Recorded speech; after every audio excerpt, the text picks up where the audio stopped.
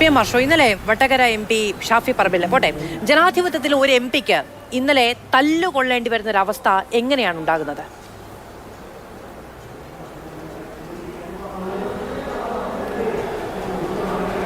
ഇന്നത്തെ വളരെ സമാധാനപരമായി മുന്നോട്ട് പോയിക്കൊണ്ടിരുന്ന പേരാമ്പ്ര പ്രദേശത്തെ സമാധാനാന്തരീക്ഷം തകർക്കുന്നതിന് വേണ്ടി വളരെ ആസൂത്രിതമായി കഴിഞ്ഞ കുറച്ചധികം ദിവസങ്ങളായി UDF-ഉം കോൺഗ്രസും അവരുടെ വിവിധ പോഷക സംഘടനകളും നടത്തിക്കൊണ്ടിരുന്ന പ്രവർത്തനങ്ങളുടെ തുടർച്ചയിലാണ് നമ്മൾ ഇന്ന് ഇത്തരത്തിലൊരു ചർച്ചയ്ക്ക് ഇരിക്കുന്നത് എന്നുള്ളതാണ്.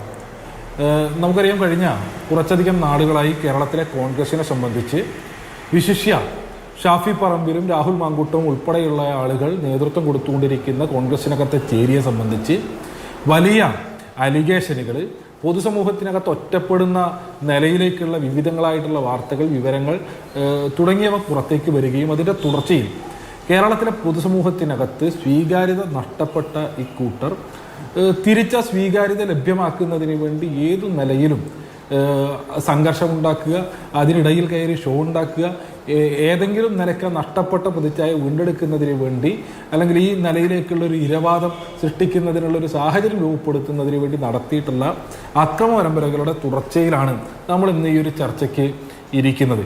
കഴിഞ്ഞ കുറച്ചധികം ദിവസങ്ങളായി വിവിധ ക്യാമ്പസ് യൂണിയൻ തെരഞ്ഞെടുപ്പുകൾ കേരളത്തിൽ നടന്നുകൊണ്ടിരിക്കുന്നുണ്ട്. കാലിക്കറ്റ് സർവകലാശാലയ്ക്ക് കീഴിലെ പേരാമ്പ്രയിലെ വിവിധ ക്യാമ്പസുകളിൽ ഉൾപ്പെടെ തെരഞ്ഞെടുപ്പ് നടക്കുന്നുണ്ട്.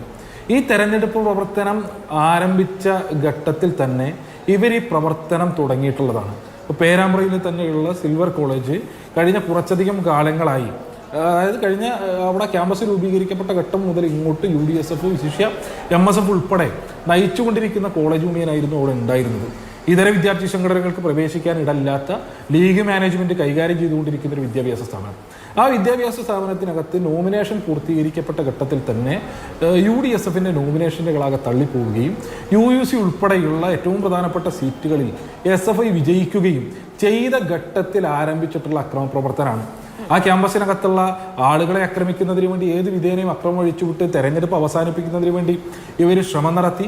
ഈ പറഞ്ഞ പോലെ ആ ക്യാമ്പസ് മുസ്ലിം ലീഗ് മാനേജ്മെന്റിന്റെ വിദ്യാഭ്യാസ സ്ഥാപനം അടിച്ച് തകർക്കുന്ന ഒരു നിലയുണ്ടായി. ഈ നിലക്കുള്ള ആക്രമണങ്ങളൊക്കെ ഉണ്ടായിട്ടും ആ തെരഞ്ഞെടുപ്പ് നിർത്തിവെക്കുന്ന നിലയുണ്ടായില്ല.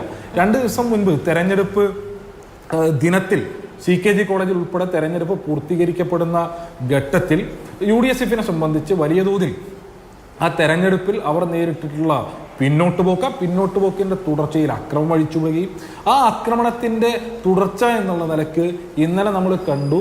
ഈ പറഞ്ഞ അങ്ങ് സൂചിപ്പിച്ച് ഒരു ജനപ്രതിനിധി ആക്രമിക്കപ്പെട്ടതിനെ സംബന്ധിച്ച് സമാനമാം വിധം ഒരു ജനപ്രതിനിധിയെ, പേരാമ്പ്ര പഞ്ചായത്ത് പ്രസിഡന്റിനെ പഞ്ചായത്ത് ഓഫീസിനകത്ത് അതിക്രമിച്ചു കയറി ഇതേ ഷാഫി പറമ്പിൽ നേതൃത്വം കൊടുത്തുകൊണ്ടിരിക്കുന്ന ഗുണ്ടാ സംഘം, ഇതേ ഷാഫി പറമ്പിൽ MP പോറ്റി വളർത്തുന്ന വിലക്കെടുത്ത് ആ നാടിനകത്ത് കൊണ്ടു നടക്കുന്ന ഗുണ്ടാ സംഘം പഞ്ചായത്ത് ഓഫീസിനകത്ത് അതിക്രമിച്ചു കയറി പഞ്ചായത്ത് പ്രസിഡന്റിനെ അതിക്രൂരമാം വിധം ആക്രമിക്കുന്നതിൻ്റെ, എല്ലാ ജനാധിപത്യ വിരുദ്ധതയുടെയും അടയാളമാം വിധമുള്ള ആക്രമണം അഴിച്ചുവിടുന്നതിൻ്റെ അനുഭവം നമ്മൾ കണ്ടു.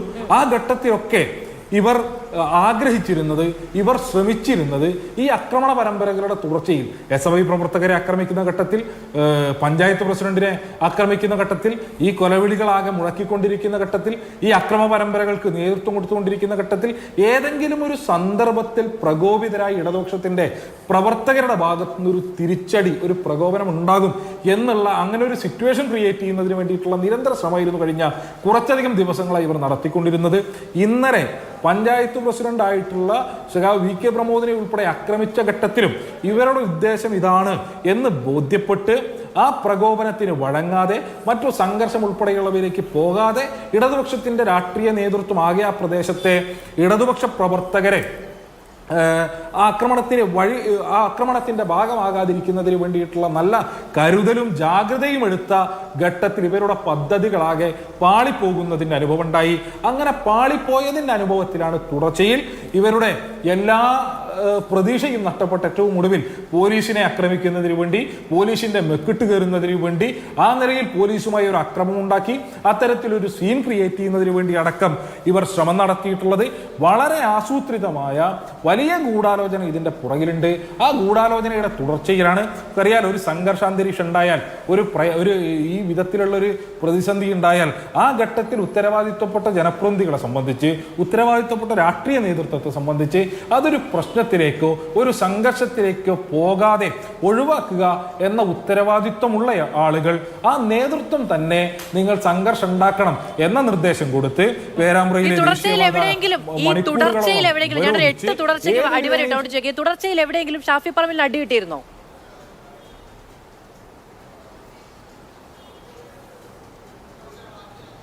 ഈ തുടർച്ചയിൽ എവിടെയും ഷാഫി പറമ്പിലിന് അടികിട്ടിയിട്ടുണ്ടായിരുന്നില്ല. ഇന്നലെ രാത്രിക്ക് ഉണ്ടായിട്ടുള്ള പോലീസുമായിട്ടുള്ള സംഘർഷത്തിന്റെ തുടർച്ചയിൽ അദ്ദേഹത്തിന്റെ മുഖത്ത് നിങ്ങൾ ഉൾപ്പെടെയുള്ള മാധ്യമങ്ങൾ പറയുന്ന വടിയാണെന്നുണ്ടെങ്കിൽ രക്തം കാണുന്ന നിലയുണ്ടായിട്ടുണ്ട്. അത് ഏത് നിലയിലാണ് ആ നിലയിൽ പരിക്കേറ്റിട്ടുണ്ട് എന്നുണ്ടെങ്കിൽ ആ പരിക്കേറ്റത് എന്നുള്ളതിനെ സംബന്ധിച്ച് വലിയ പരിശോധന നടക്കേണ്ടതായിട്ടുണ്ട്. ഷാഫി പറമ്പിൽ ഉൾപ്പെടെയുള്ള കോൺഗ്രസിന്റെ ഇപ്പൊ ഈ കഴിഞ്ഞ കാലയളവിനിടയിൽ കേരളത്തിലെ കോൺഗ്രസുമായി ബന്ധപ്പെട്ട് തന്നെ ഉണ്ടായിട്ടുള്ള പ്രധാനപ്പെട്ട ആഭ്യന്തര സംവാദങ്ങളിൽ ഒന്ന് റിയൽ നേതാക്കൾ ആര് എന്നുള്ളതിനെ സംബന്ധിച്ചാണ്. ആ സംവാദത്തിൽ എന്റെ സഹ പാനലിസ്റ്റ് ആയിട്ടുള്ള യൂത്ത് കോൺഗ്രസിന്റെ നേതാവ് ഉൾപ്പെടെയുള്ള ആളുകളാണ് റിയൽ കോൺഗ്രസ് പ്രവർത്തകര്, മറ്റ് ഈ പറഞ്ഞ ഷാഫി ഉൾപ്പെടെയുള്ള ആളുകൾ റിയൽ കോൺഗ്രസ് പ്രവർത്തകരാണെന്ന് കോൺഗ്രസ് തന്നെ അഭിപ്രായപ്പെട്ടിട്ടുണ്ട്. അങ്ങനത്തെ അഭിപ്രായ പ്രകടനത്തിന് പ്രധാനപ്പെട്ട കാരണം ഈ പറഞ്ഞ ആളുൾപ്പെടെ നടക്കുന്ന ഘട്ടത്തിൽ ചുറ്റുവട്ടത്തും 4-5 ക്യാമറ കണ്ണുകൾ സദാസമയം കൺതുറന്നിരുന്നു കൊണ്ടാണ് ഇവര് അങ്ങാടിയിലേക്ക് ഇറങ്ങരുത് എന്നുള്ളത് കൊണ്ട് കൂടിയാണ്. അപ്പോൾ ഇന്നലെ ഈ പറഞ്ഞ ബോധപൂർവമുള്ള സംഘർഷങ്ങൾ സൃഷ്ടിക്കുന്നതിന് വേണ്ടിയുള്ള ശ്രമം നടത്തിയതിന്റെ ഭാഗമായിട്ടായിരിക്കാം ആ 3-4 ക്യാമറ കണ്ണുകൾ തുറന്നിരിക്കുന്നത് കണ്ടില്ല. ഇനി തുറന്നിരുന്നിരുന്നു എങ്കിൽ, അല്ലെങ്കിൽ അതിന്റെ ദൃശ്യങ്ങൾ ഉൾപ്പെടെ ഇവരുടെ കൈകളിൽ ഉണ്ട് എങ്കിൽ ആ ദൃശ്യങ്ങൾ പുറത്തേക്ക് വിടുന്ന ഘട്ടത്തിൽ അങ്ങ് പറഞ്ഞ 8ാമത്തെ തുടർച്ചയിൽ എവിടെയെങ്കിലും ഷാഫി പറമ്പിൽ ആക്രമിക്കപ്പെട്ടിട്ടുണ്ടോ, അല്ലെങ്കിൽ എങ്ങനെയാണ് അദ്ദേഹത്തിന് പരിക്കേറ്റത് ബൈജു ഷാഫി പറമ്പിലിനെതിരെയോ ആർക്കുമെതിരെയോ ലാത്തി ചാർജ് ഉണ്ടായിട്ടില്ല, ലാത്തി പോലീസ് ഉപയോഗിച്ചിട്ടില്ല എന്ന് പറഞ്ഞതിന്റെ അതിന്റെ തുടർച്ചയിൽ ഈ പറയുന്ന ദൃശ്യങ്ങൾ കേരളത്തിലെ എല്ലാ മാധ്യമങ്ങളും PM ഷോയ്ക്ക് അവിടെ സ്ക്രീനിൽ കാണാമെങ്കിൽ ആ ദൃശ്യങ്ങൾ കാണാൻ കഴിയും. ലാത്തി വീശുന്നത് കാണാൻ കഴിയുന്നുണ്ട്. ഷാഫി പറമ്പിലൂടെ കുനിഞ്ഞു നിൽക്കുന്നത് കാണാൻ കഴിയുന്നുണ്ട്. അദ്ദേഹത്തിന്റെ ഇന്നിപ്പോ ഈ ഹോസ്പിറ്റലിൽ നിന്ന് പുറത്തു വന്ന ഈ മെഡിക്കൽ ബുള്ളറ്റിനിൽ അദ്ദേഹത്തിന്റെ മൂക്കിന് 2 ഇടത്ത് പൊട്ടലുണ്ട്, ചെറിയ തോതിൽ അതിലൊരു ഡിസ്പ്ലേസ്മെന്റ് സംഭവിച്ചിട്ടുണ്ട് തുടങ്ങിയ കാര്യങ്ങളെല്ലാം പറയുന്നുണ്ട്. അത് കോൺഗ്രസിന്റെ ആഭ്യന്തര സംഘർഷവുമായി ബന്ധപ്പെട്ടുണ്ടായതാണ് എന്നാണോ അങ്ങ് പറയുന്നത്? അതെനിക്കറിയില്ല. അത് ഈ പറഞ്ഞ റിയൽ നേതാക്കന്മാരുടെ ചുറ്റും തുറന്നു വെച്ച ക്യാമറയിൽ ഒപ്പിയെടുക്കപ്പെട്ട ദൃശ്യങ്ങൾ പരിശോധിച്ച് കഴിഞ്ഞാൽ നമുക്ക് ബോധ്യപ്പെടും ആഭ്യന്തര സംഘർഷത്തിൽ ഉണ്ടായിട്ടുള്ള പൊട്ടലാണോ അല്ലെങ്കിൽ വേറെ ഏതെങ്കിലും നിരക്കുള്ള പൊട്ടലാണോ എന്നുള്ളതിനെ സംബന്ധിച്ച്. ഇനി അങ്ങ് പറഞ്ഞ ലാത്തി ചാർജ് എന്തായാലും അവിടെ ഉണ്ടായിട്ടില്ല. അങ്ങ് കാണിക്കുന്ന ദൃശ്യത്തിലുള്ളത് ഒരു ലാത്തി ചാർജിന്റെ ദൃശ്യവുമല്ല. കേരളത്തിലെ ജനങ്ങളെ സംബന്ധിച്ചും കേരളത്തിലെ പൊതുപ്രവർത്തകരെ സംബന്ധിച്ചും ലാത്തി ചാർജ് എന്നുള്ള അനുഭവം, അല്ലെങ്കിൽ ആ വാക്ക് പുതുതായി കേൾക്കുന്ന ഒരു വാക്കല്ലല്ലോ. എന്താണ് ലാത്തി ചാർജ് എന്നുള്ളതിനെ സംബന്ധിച്ചും അതെങ്ങനെയാണ് ഉണ്ടാകുക എന്നുള്ളതിനെ കുറിച്ചൊക്കെ നല്ല ബോധ്യം ഈ നാടിനകത്തുള്ള ആളുകൾക്കുണ്ട്. ഈ ഘട്ടത്തിലല്ല ഫുൾ സ്ക്രീൻ കാണിച്ചു. എനിക്കിവിടെ ക്യാമറ അല്ല, ഞാൻ രാവിലെ തൊട്ട് പല ഘട്ടത്തിലും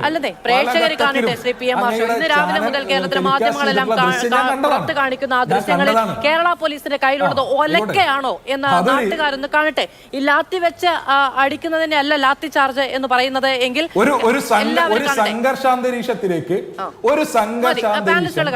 മധു അങ്ങിങ്ങനെ പ്രകോപിതയാകല്ലേ. ഒരു സംഘർഷാന്തരീക്ഷത്തിലേക്ക് ഇറങ്ങുമ്പോ പോലീസിന്റെ കയ്യിൽ ഒലക്കല്ല ഉണ്ടാകുക, ഈ പറഞ്ഞവർക്ക് ലാത്തിയാണ് ഉണ്ടാകുക. നിലവിലെ കേരള സാഹചര്യത്തിൽ അത് മുൻപുണ്ടായിരുന്നത് പോലെ ഇലക്ട്രിക് ലാത്തി ഉൾപ്പെടെയുള്ളവയല്ല എന്നുള്ളതിനെ സംബന്ധിച്ചൊക്കെ നാടിന് നല്ല ബോധ്യമുണ്ട്. ഇനി അങ്ങ് കാണിക്കുന്ന ദൃശ്യത്തിലുള്ളത് എന്താ മാധു? അതൊരു ലാത്തി ചാർജിന്റെ ദൃശ്യമാണോ? അല്ലെന്നേ. പോലീസിനെ ഈ MP ഉൾപ്പെടെയുള്ള ആളുകൾ ആക്രമിച്ചുകൊണ്ടിരിക്കുന്ന ഘട്ടത്തില് വളരെ സ്വാഭാവികമായിട്ടുള്ള പ്രതികരണം പോലീസിന്റെ ഭാഗത്തുണ്ടാവും. ഇപ്പൊ ഇന്ന് നിങ്ങൾ വലിയ തോതിൽ കൊടുക്കാത്തൊരു വാർത്തയുണ്ട്. ആ വാർത്ത ഇന്നലെ രാത്രി കാലിക്കറ്റ് പറയട്ടെ അത് പൂർത്തീകരിച്ചോട്ടെ. കാലിക്കറ്റ് സർവകലാശാലയ്ക്കകത്ത് ഇതേ MSFന്റെയും KSUവിന്റെയും നേതാക്കള് അഴിച്ചുവിട്ട ആക്രമണത്തിന്റെ തുടർച്ചയിൽ ആ മലപ്പുറത്തൊരു പോലീസ് ഉദ്യോഗസ്ഥന്റെ ഒരു കണ്ണിന്റെ കാഴ്ച പൂർണ്ണമായി നഷ്ടപ്പെട്ടു. അദ്ദേഹം കോഴിക്കോട് ആശുപത്രിയിലുണ്ട്. അദ്ദേഹത്തിന് ഇപ്പോഴും അദ്ദേഹം അറിഞ്ഞില്ല, അദ്ദേഹത്തിന്റെ ഒരു കണ്ണിന്റെ കാഴ്ച നഷ്ടപ്പെട്ടു എന്നുള്ളത്. ശരി, ശരി, അദ്ദേഹത്തിന് ശ്രീ നിലവിൽ 5% മാത്രമേ ഒരു കണ്ണിന്റെ കാഴ്ചയുള്ളത്. പോലീസ് ഇതേ കോൺഗ്രസ്സുകാരെ ഉദ്യോഗസ്ഥർക്ക് മാരകമായ അതിക്രമം ഇവിടെ ആരും ന്യായീകരിക്കാനില്ല. ഇവിടെ ആരും ന്യായീകരിക്കാനില്ല. മാധു ആയിക്കോട്ടെ, ന്യായീകരിക്കണ്ട. മാധു അല്പം മണിക്കൂറുകൾക്ക് മുൻപാണ് കേരളത്തിലെ ചില മാധ്യമ പ്രവർത്തകരെ ഇതേ കോഴിക്കോട് ജില്ലയിൽ ഈ കോൺഗ്രസിന്റെയും യൂത്ത് കോൺഗ്രസിന്റെയും ലീഗിന്റെയും ആളുകൾ കയ്യേറ്റം ചെയ്തത്, ആക്രമിച്ചത്. അങ്ങയുടെ ശ്രദ്ധയിലുണ്ടാകും, അങ്ങയുടെ ഈ പത്രപ്രവർത്തക യൂണിയന്റെ ഒക്കെ സ്റ്റേറ്റ്മെന്റ് വരുമെന്നൊക്കെയാണ് ഞാൻ കരുതുന്നത്. വരുമായിരിക്കും, വരട്ടെ. അങ്ങനെയുള്ള ആക്രമണം ഒഴിച്ചു വിട്ടുകൊണ്ടിരിക്കുന്ന ആളുകളുടെ നടുവിലേക്ക് ഒലക്കയുമായിട്ട് ഇറങ്ങേണ്ടുന്ന ഗതികേടിലാണ് കേരള പോലീസ് എന്നതിന് തർക്കമല്ല. പക്ഷെ നിലവിൽ കേരള പോലീസിന്റെ കയ്യിൽ ഒലക്കയല്ല, അത് ലാത്തിയാണ്. ആ ലാത്തിയെങ്കിലും ഇല്ലാതെ ഇവരുടെ മുന്നിലേക്ക് ഇറങ്ങാൻ പറ്റില്ലെന്നേ. ഇനി ഷീൽഡുമായി ഇറങ്ങുന്ന പോലീസുകാർ ഞാൻ ഇടപെടുകയാണ്. 7:41 ഈ നിമിഷം വരെ നമ്മളാണ് സംസാരിച്ചുകൊണ്ടിരുന്നത്. ഞാൻ അത്രയധികം ഒന്നും ഇടപെട്ടു എന്ന് ഞാനും വിചാരിക്കുന്നില്ല. എനിക്കൊരു കുഴപ്പമില്ല. അയ്യോ, അങ്ങ് ഞാൻ ഇടപെട്ടില്ല എന്നേ പറഞ്ഞുള്ളൂ. ശരി, ഓക്കെ.